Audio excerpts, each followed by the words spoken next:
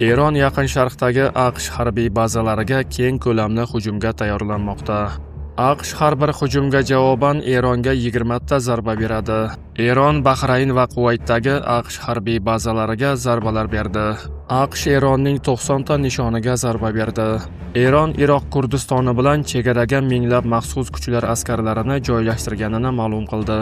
Ukraina va Eron atrofidagi voqealar zamonaviy urushlar tabiati haqida yangi savollarni o'rtaga tashlamoqda.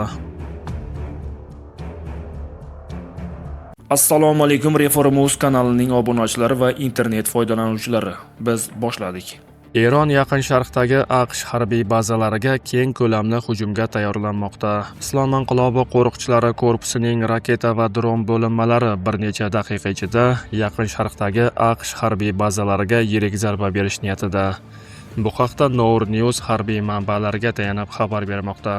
Ularning so'zlariga ko'ra, AQSh zarbalari Bushehr atom elektr stansiyasiga zarar yetkazmagan. Portlashlar Bandar Abbos, Sirik va Chabahar port shaharlarida, shuningdek Bushehrning ayrim qismlarida qayd etilgan. Avvalroq AQSh markaziy qo'mondonligi Tehronning Hormuz bo'g'ozi ustidan nazoratini zaiflashtirish uchun Erondagi nishonlarga qo'shimcha zarbalar berganini e'lon qilgan edi. Fars axborot agentligi Eronning janubidagi Bandar Abbos va Sirikda portlashlar sodir bo'lganini xabar qildi. Shu bilan birga Mehr axborot agentligi Bandar Abbos hududida havo mudofaasi tizimlari ishga tushirilganini xabar qildi. Eslatib o'tamiz, kecha AQSh prezidenti Donald Tramp Eronga qarshi qo'shimcha zarbalar berilishini istisno qilmadi.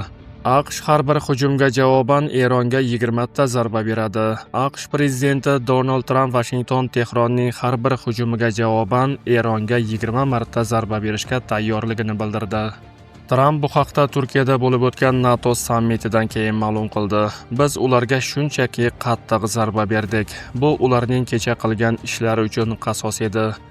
Ular 3 ta kemaga hujum qilishdi. Agar ular bizga zarba berishsa, biz ularga 20 marta zarba beramiz, dedi Tramp. Avvalroq AQSh markaziy qo'mondonligi AQSh harbiylari Islom Respublikasining Hormuz bo'g'ozini nazorat qilish qobiliyatini zaiflashtirish maqsadida Eronga qarshi zarbalarni qayta boshlaganini xabar qilgan edi. 8-iyul kuni Tramp shuningdek Eron bilan sulh endi kuchga kirmasligini e'lon qildi.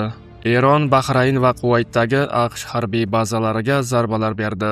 Islom inqilobi qo'riqchilari korpusining dengiz va aerokosmik kuchlari Bahrayn va Kuvaytdagi AQSh harbiy bazalariga zarbalar berdi. Bu haqda Eron davlat televideniyasi ma'lum qildi. Dushmanlarning mamlakatning turli hududlariga hujumlaridan ko'p o'tmasdan Islom inqilobi qo'riqchilari korpusi dengiz va aerokosmik kuchlari qo'shma raketa va dron operatsiyasi natijasida Kuvaytdagi 2 ta AQSh bazasi Ali as-Salem va Arifjon hamda Bahrayndagi Al-Jufayr va Shayx Iso bazalaridagi asosiy inshootlar va infratuzilmani yo'q qildi, deyiladi bayonotda. Agar AQSh hujumlari davom etsa, Eron o'zining javob choralarini Yaqin Sharqdagi boshqa AQSh harbiy bazalarini ham qamrab olishi haqida ogohlantirdi. AQSh Eronning 90 ta nishoniga zarba berdi. AQSh harbiylari Eronga qarshi yana bir hujumni yakunladi va taxminan 90 ta nishonga zarba berdi. Bu haqda AQSh markaziy qo'mondonligi ma'lum qildi. AQSh markaziy qo'mondonligi kuchlari Eronga qarshi qo'shimcha hujumlarni yakunladi. Bu Eronning Hormuz bo'g'ozida tijorat kemalari va fuqarolik dengizchilariga hujum qilish qobiliyatini yanada pasaytirishga qaratilgan. AQSh kuchlari taxminan 90 ta Eron harbiy nishoniga zarba berdi, deyiladi bayonotda.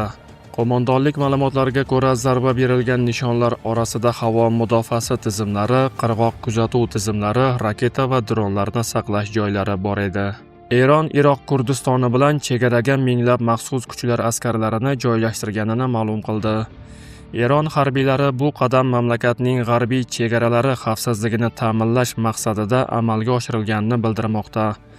Rasmiy bayonotda aytilishicha, agar Iroq Kurdistonida faoliyat yurituvchi kurd qurolli guruhlari AQSh va Isroil qo'llab-quvvatlovi bilan Eron hududiga tajovuz qilishga urinsa, Tehron keskin choralar ko'radi. Eron tomonining ta'kidlashicha, bunday vaziyat yuzaga kelsa, mamlakat qo'shinlari nafaqat qurolli guruhlarni chegaradan ortga surib chiqaradi, balki chegaraning Iroq tomonida bir necha kilometr chuqurlikda xavfsizlik hududi ham tashkil qilishi mumkin. Bu bayonot Yaqin Sharqdagi keskinlik yanada kuchayib borayotgan bir paytda yangradi.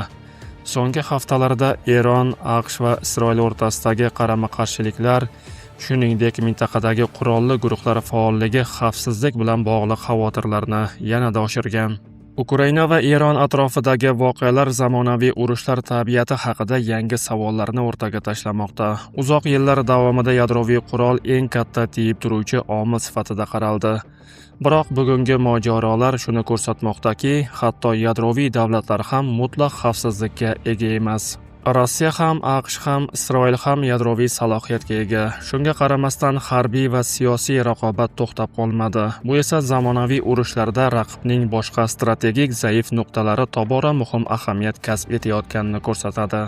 Xususan, atom elektr stansiyalari shunday obyektlardan biri sifatida ko'rilmoqda. Ukraina tomonining Rossiya energetika infratuzilmasiga bergan zarbalari va Eronga yaqin manbalar tarqatgan Dimona obyekti haqidagi ramziy ishoralar strategik infratuzilma atrofidagi xavf-xatarlar haqidagi bahslarni yanada kuchaytirdi.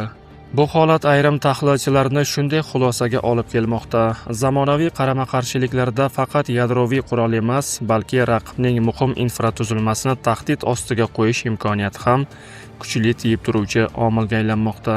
Albatta, yadroviy qurol hanuzgacha davlatlar uchun eng muhim strategik vositalardan biri bo'lib qolmoqda. Ammo bugungi voqealar shuni ko'rsatmoqdaki, urushlarda faqat yadroviy arsenal emas, balki energetika, logistika va boshqa muhim infratuzilmalarning himoyasi ham milliy xavfsizlikning asosiy qismiga aylanib bormoqda.